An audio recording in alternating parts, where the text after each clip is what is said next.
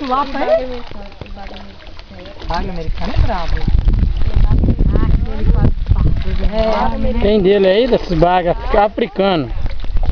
É o africano. Tem sabaqui também?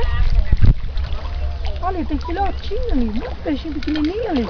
Tentando comer a não, tadinho. Não tô conseguindo não. É por isso que tem que ser olha lá. Olha só, muito peixinho pequeno também ali. É. No cantinho, parece que é lambari. Meu filho pescou uma caralho. Enorme. Pescou uma caraca dentro? Ah, deve ter vindo com o passarinho, o bico do passarinho sai daí. Entendeu? Porque, por exemplo, a traíra. A traíra, ela vem no bico do passarinho.